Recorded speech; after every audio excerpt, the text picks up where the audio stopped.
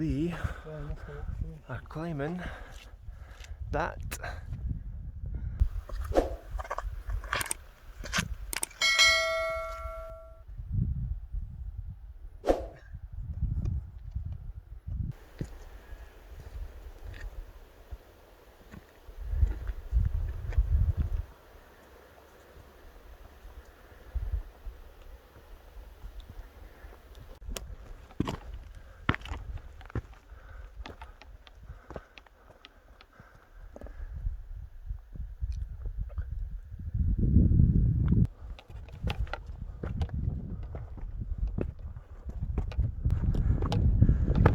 Oh yeah, beauty guys, made it.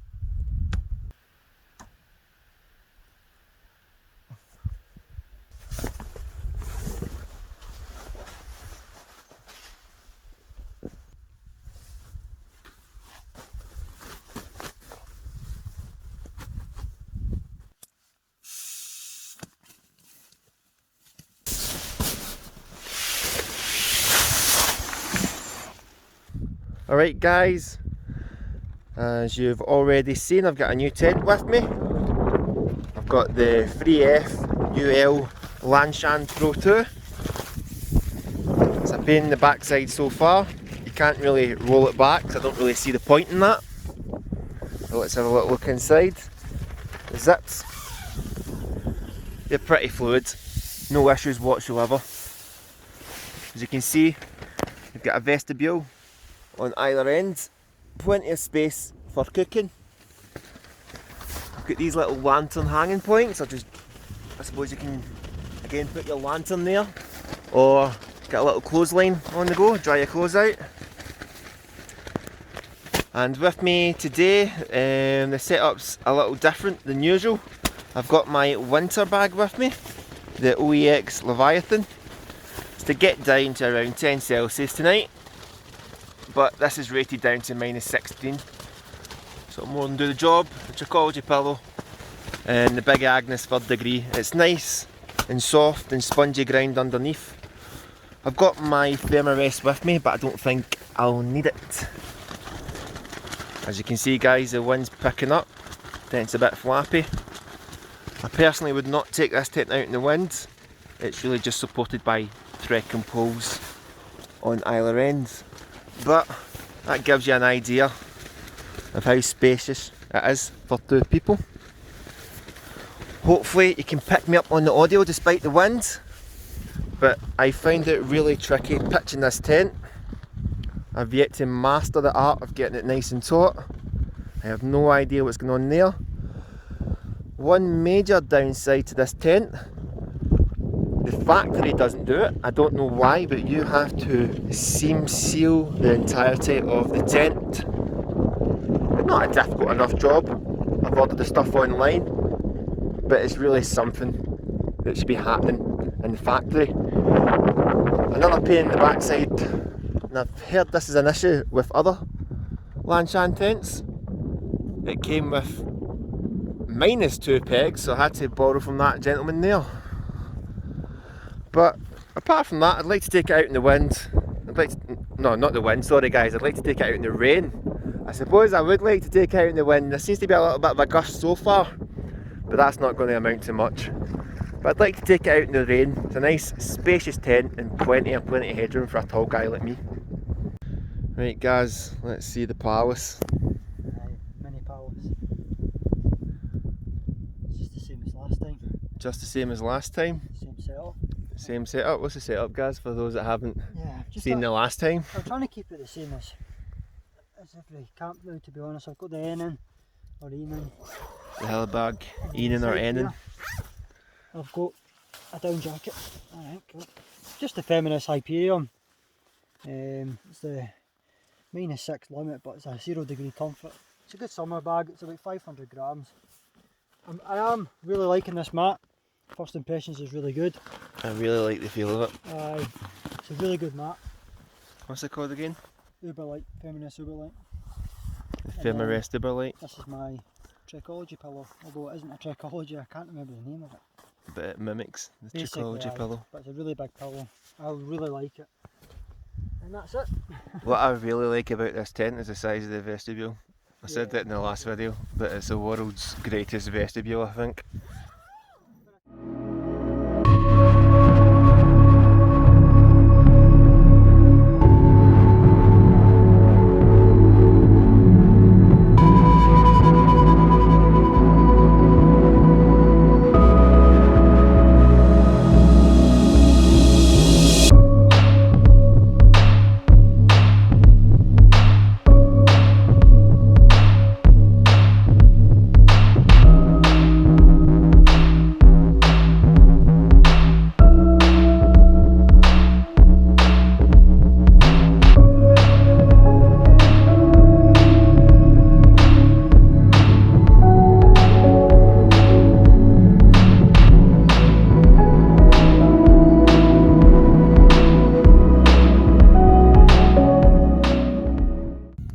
Finally set up our video for the evening. Going to have my dinner, 4 cheese tortellini from Asda, Frank's red hot sauce, pop it in the jet boil.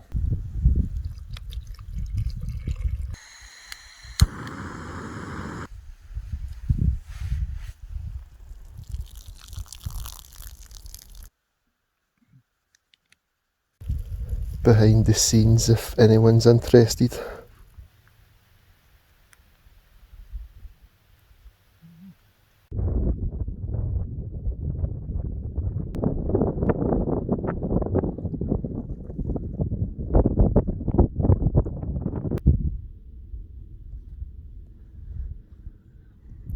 Absolutely gorgeous view, guys. I'll see if I can point it out on my phone. Yep, that one there. Beinn Ghlas. Me and Gaz did a previous video up a mountain called Beinn Ghlas. It was that one there. And there's Gaz scaring the sheep. But look at these views. Absolutely gorgeous. There's cloud cover coming in from the east. So hopefully we'll get a cloud inversion at some point.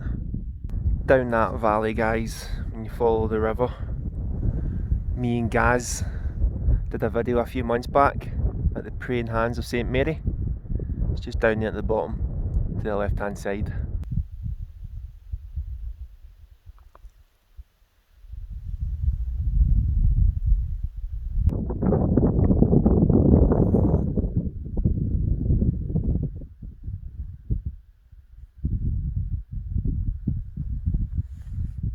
Well, you start the talk. You let me start the talk. Why do I need to start the talk? Maybe this is this talk started. It's too awkward. Yeah, but the thing is, I don't know how to pronounce where we are. Right, thanks for tuning in, guys. We are on Beinn Ghlas. Yep. Oh, Beinn Ghlas jackpot. Yep. Up at Beinn Ghlas, just across the road from UL LanShan. Parked at the same route. Took the opposite path. But what an absolute trek it was coming up. Out of all the Monroes that I've climbed, this is number 5. This is your 5th Monroe. This is by far the hardest. And what made it really, really difficult, guys, was those flying ants. On the path, honestly. Because it was still, they were flying everywhere. And this wee bit of wind that's picked up has kind of made them hide a wee bit, which is good. But yeah, for the first hour was alright, first hour and a half, then the last half an hour was just murder. That last 200 metres was just terrible with all the ants. The ones at the bottom were just, hanging about, doing their own little thing, being, doing what flying ants normally do, and I'm assuming they don't fly because they ones were just on the ground. But as soon as we get higher in elevation, these ones, it was personal. I mean, if I had to pick between messing with a midgie and a flying ant, give me the midgie then any day of the week. Because you can feel the ants on you, like, they really hit off you. They're annoying, like. I just don't get why the ones at the bottom weren't flying about the place, but as soon as you get higher up, they started flying about. Don't know. I really don't know, but that wee bit of wind that's picked up since we put the tents up has helped a wee bit. But since we got off the path, it wasn't too bad though. It was mainly on the path that were an issue.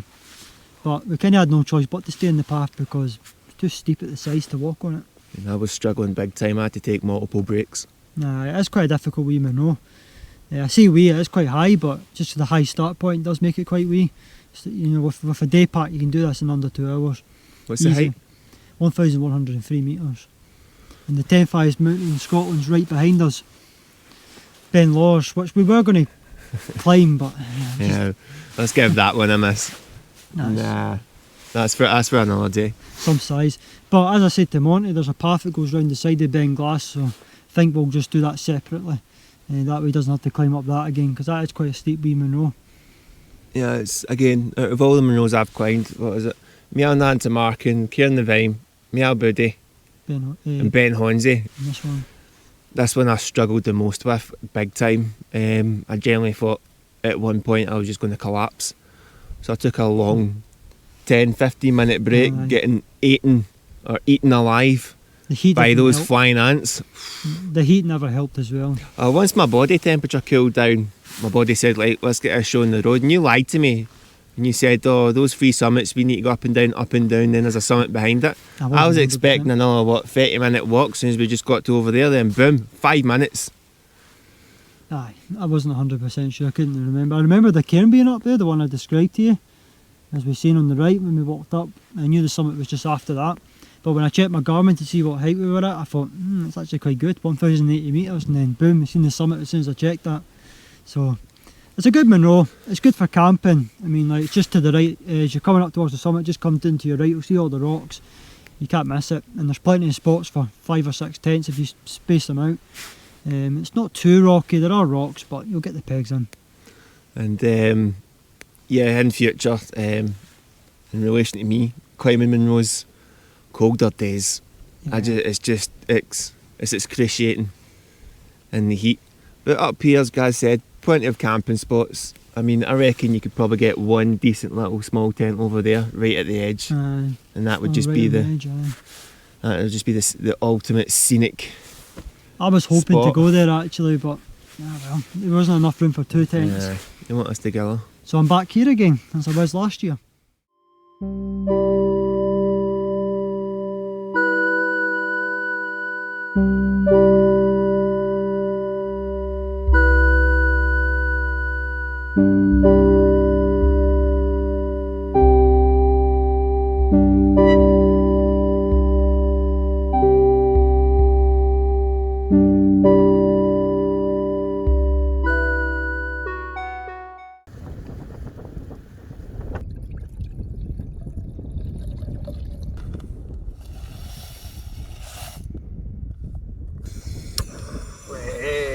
So guys, this is what it's like cooking in the vestibule. Plenty of space. We've also got this to tie the inside of the mesh back. This doesn't quite work as well with the fly sheet. Major flaw there, but plenty of space. You could probably get your ridge monkey in there as well, or maybe a little frying pan. Certainly your small pots. There you go guys, our red moon.